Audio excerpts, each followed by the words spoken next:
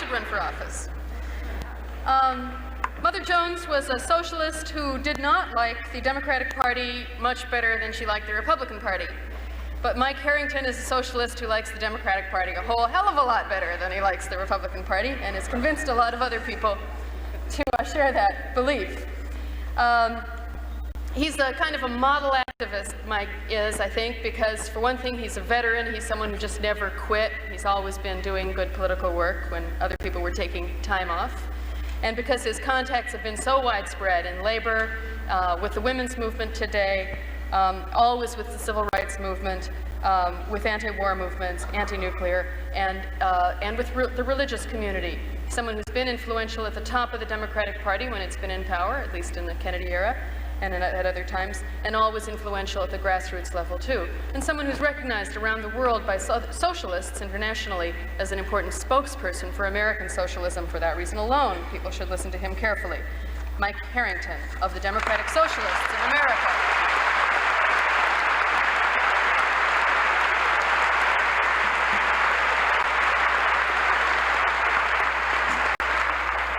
After that introduction, I want to make one thing clear at the outset. This is my moderate speech.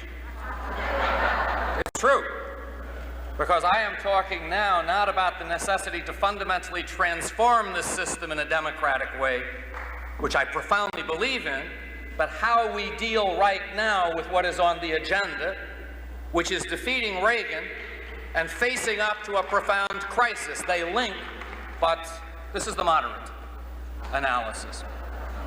Let me begin with a famous remark by Will Rogers. I belong to no organized political party. I am a Democrat. And whenever that comes up, people think, aren't we an amusing and lovable people to be like that? And my answer is, yes, we are indeed an amusing and lovable people, but it is not good enough anymore. We have to grow up. That what we need in the United States is not a third party, a second party, or a first party, but a party.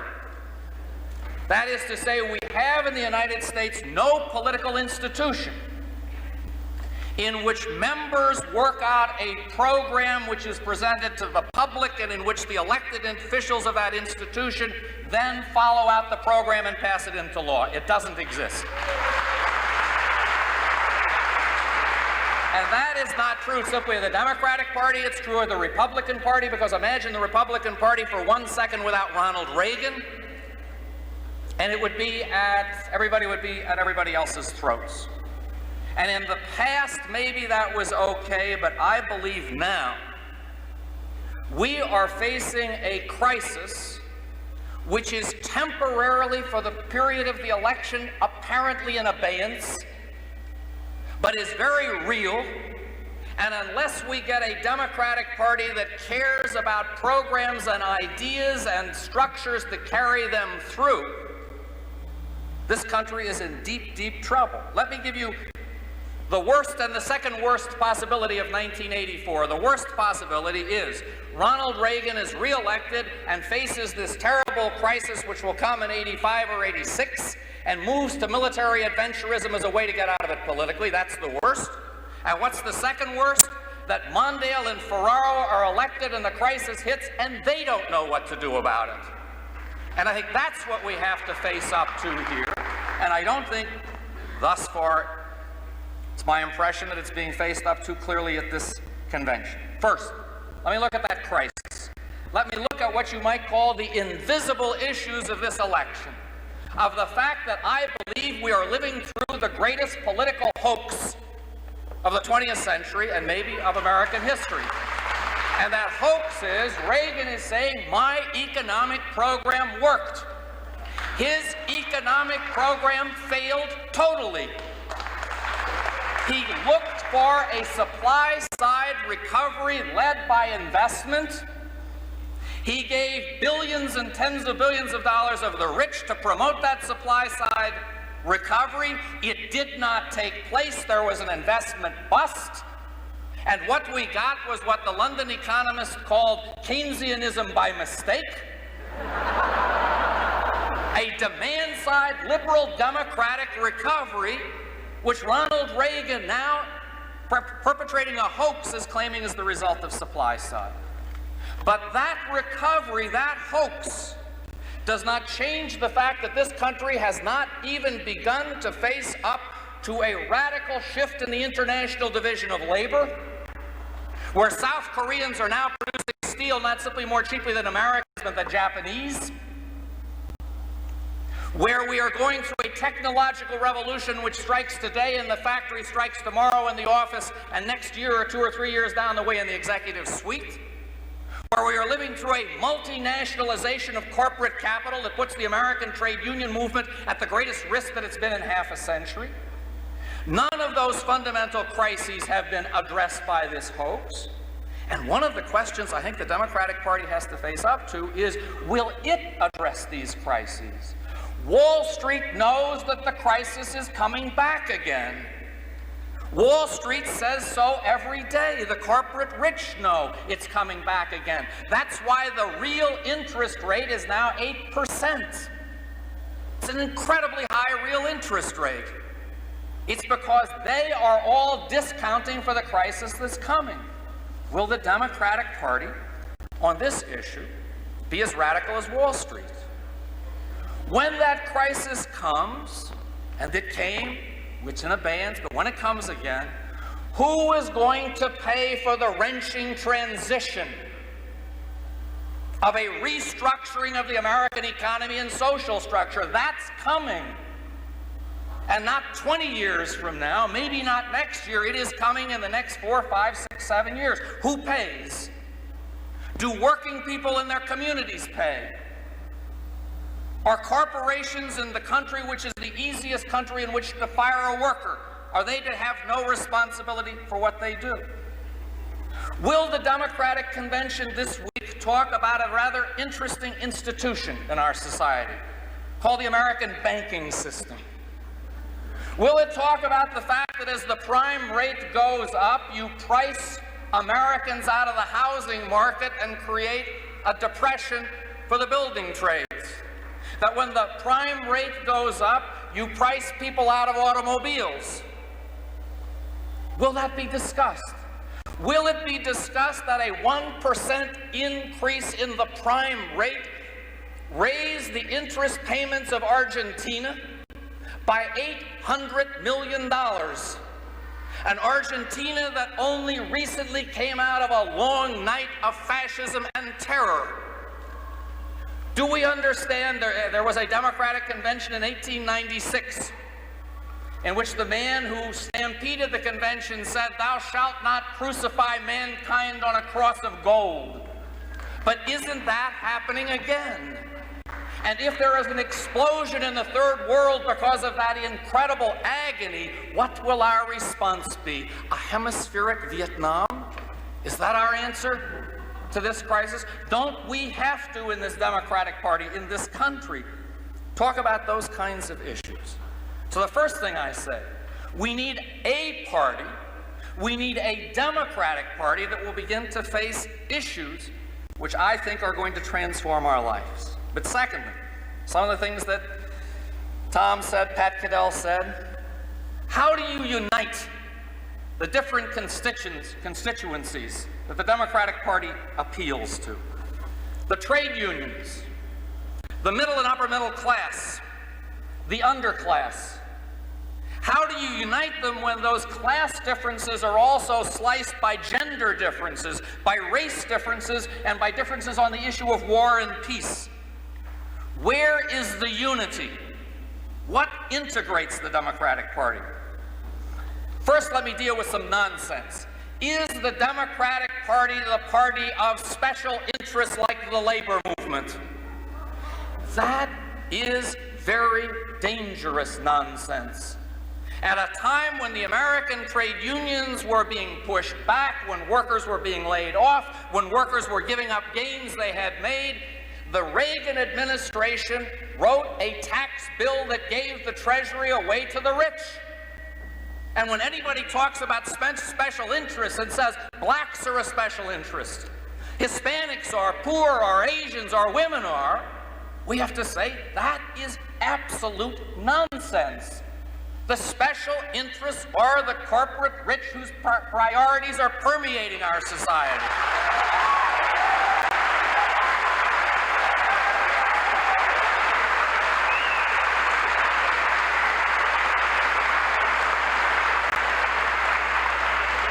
Wait till I come back and give my radical speech. But there's a second sense in which the special interest charge does stick, in one sense. And I want to go back to the 30s. Why was it that the trade union movement in the 1930s was not seen as a special interest? Because it was perceived as doing something that was in the interest of the whole country as well as itself. Because it represented a vision, not simply for the members, but for the society, right? Why was it that Martin Luther King, leading a movement whose black members, 12% of the population in the 1960s, was able to energize the society, to transform not simply black America, but white America as well? His movement gave white America back its soul. Why? Because it was not simply a movement of black people for their special interest. It was a movement of black people for the dream of the United States of America, which was the interest of all of us. And I think what we have to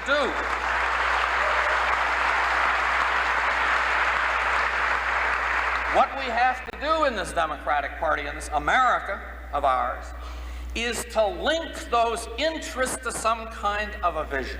Now, let me get very specific. The two most dynamic political movements, social movements in 1984 politically, have been minorities and women. That's obvious. The demands of minorities and women for full employment, for comparable worth, for blacks receiving as much as whites and browns and Asians and all the rest, for women receiving as much as men, those special interest demands, I think, are potentially like the demands of the trade union movement in the 1930s.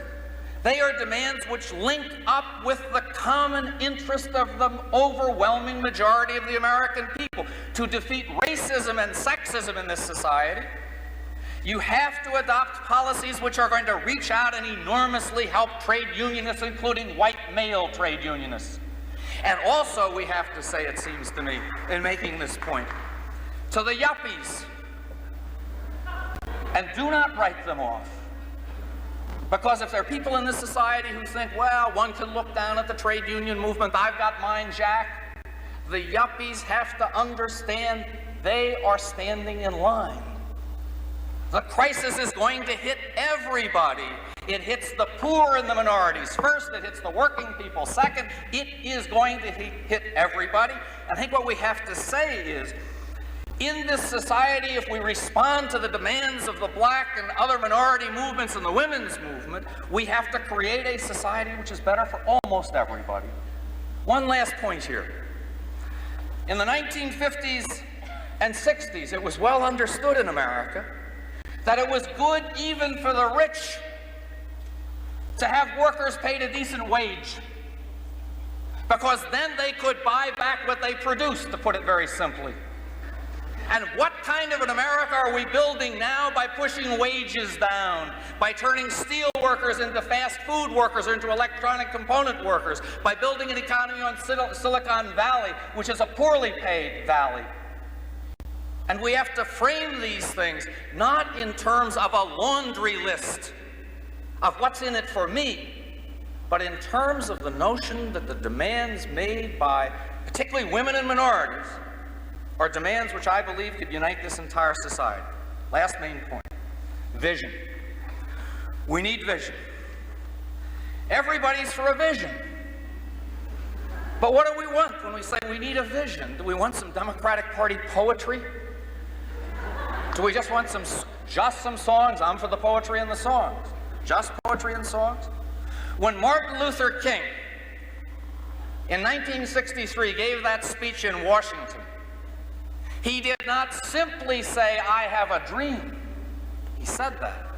But he said, I have a dream, standing at the head of a mass movement which had mobilized millions in the street who had confronted police dogs.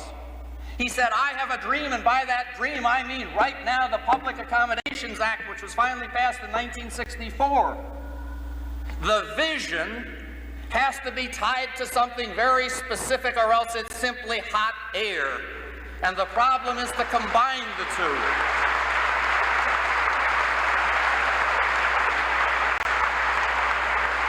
I have thought for some time what Pat Cadell was saying. I have thought for some time that in 1980, Ronald Reagan was the radical candidate, the visionary candidate, the utopian candidate, the daring candidate, the candidate who said, everything we have been doing is wrong. I am going to go off in an absolutely new direction. And I think that we have to get some sense of that in the Democratic Party. If a Fritz Mondale says, I am for women's rights, I hope that a woman someday will be president of the United States, that's the vision as vapors. When a Mondale names Geraldine Ferraro as the running mate, that's the vision coming true.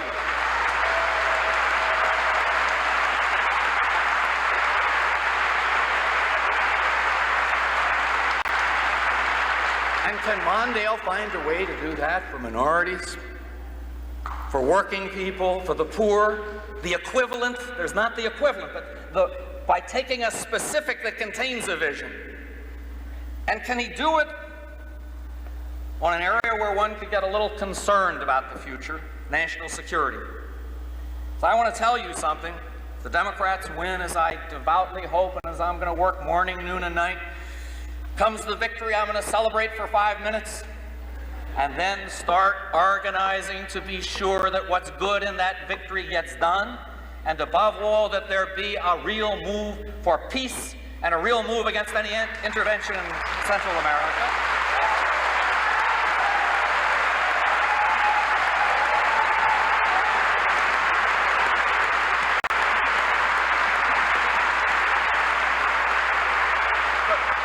But more than that, let me speak to something which is not always the language and rhetoric of the left. My friend Norman Thomas, who was 6 times the Socialist Party candidate for President of the United States, in one of the last speeches he gave when he was almost blind, near death, 1965, the fall of 65, Norman Thomas went down to Washington, D.C. to the same nuclear policy rally against American intervention in Vietnam. And he said something there that was profound that I wish everybody had learned at that time, and I hope we can learn now. He said, we are not here to burn the American flag. We are here to cleanse the American flag. I do not want Ronald Reagan to speak as if he speaks for America. I believe we speak for America.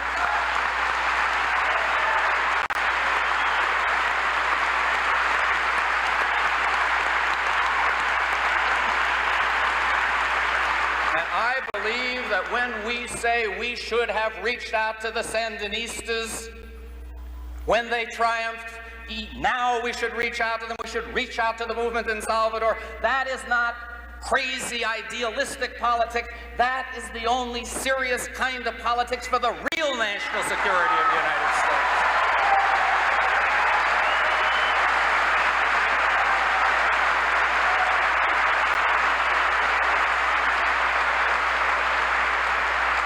So I think we have not a party, we have to create a party. I think we are in between a crisis, which is a difficult time. I think we have to explain the hoax that is being perpetrated on the American people. I think we have to come up with programs and ideas. I think we have to take that lead that the women and the minorities are giving us and generalize it to the entire country. And finally, I would conclude to tell you what I would like us to do with this Democratic Party, with this campaign. In terms of an experience of mine, which was one of the most moving experiences of my life, it was in 1965 at the end of the Selma Montgomery March. And we all marched into Montgomery, and The city was deserted. We were protected by federalized troops. There was no one on the street. It was eerie. There were simply the federalized troops, all of whom were Southern, mainly white, local people who hated us.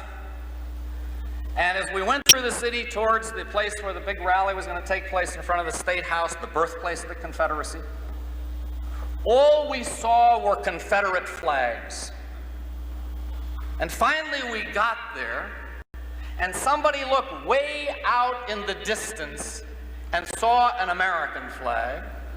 And we sang the most radical song I have ever heard in my life. It was called the Star-Spangled Banner, because we were saying, we, the civil rights movement, we are America. We have a vision.